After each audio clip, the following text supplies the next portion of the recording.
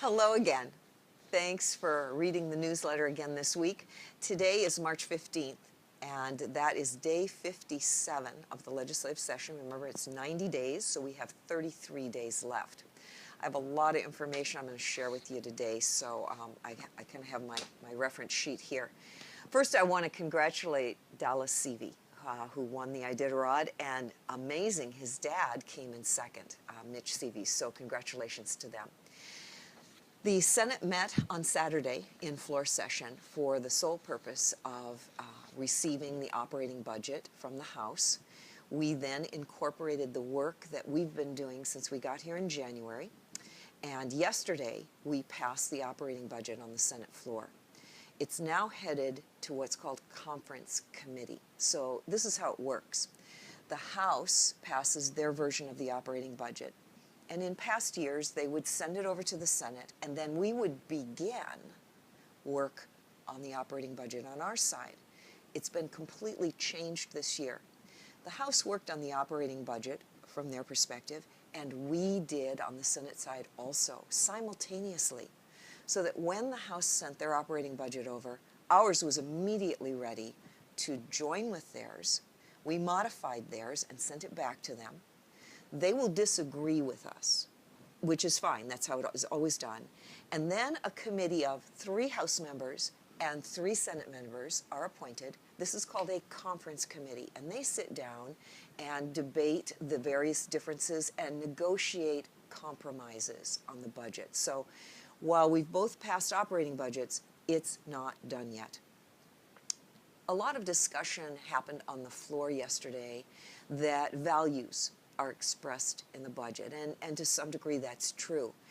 There's a lot of question about, of course, education funding. That is a question that comes up every year. 32% of the budget, coming from the Senate side, 32% of the budget funds K through 12 education. If you add university funding, that also occurs in this operating budget, you're now up to 50% of this budget goes to education. I want folks to understand that. There were also a lot of statement made on the floor that I want to make sure is corrected here as you read the newsletter. First of all, there was no funding placed in the budget for ongoing funding for the Anchorage LIO. As Senator McKinnon outlined on the floor, we are all eager to resolve that Anchorage LIO situation and frankly move into a less expensive location. No funding for the Anchorage LIO going forward. There was also no funding in it for the refinery tax credit. You heard possibly some statement that there was not. There was no added funding for the oil and gas tax credits in the budget the Senate passed yesterday. The governor had already placed $73 million in his budget for tax credits. This is a statutory maximum for those tax credits. So that's still there. We provided no additional funding in that. It adds money for the teachers' retirement system and the public employees' retirement system unfunded liability. So by adding that money, we can actually reduce our annual payments to pay off that liability in years to come. Senior benefits, another big discussion, claiming that we were wiping out senior benefits, and that, I want to clarify, is not true. The highest income category for senior benefits was eliminated. These are folks that have the highest income. The 2 lowest income categories are still being funded for senior benefits. So I wanted to make sure that was clear. Another big thing, of course, happened, and that was the Medicaid reform bill was passed last week also. This is a huge accomplishment. I want to thank all the citizens and the clinicians, healthcare providers, that called into that special subcommittee that I was part of and helped us write that bill.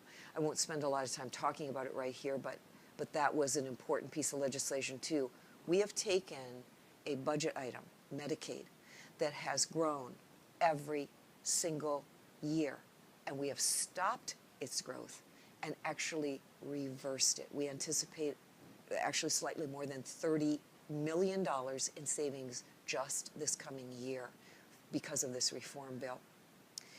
Lots of things have been happening in the Resource Committee. If you're interested, that information is contained in the newsletter. I also have several personal bills that are moving along, providing education opportunities to children with psychiatric treatment issues, providing healthcare providers opportunity for practice.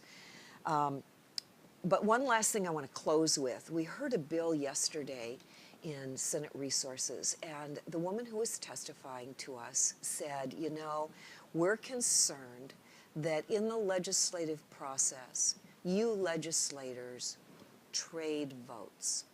That is, you bargain with your votes, and therefore the citizens in my community don't trust you. And I made a very clear statement to the woman that I want to make clear to all of you.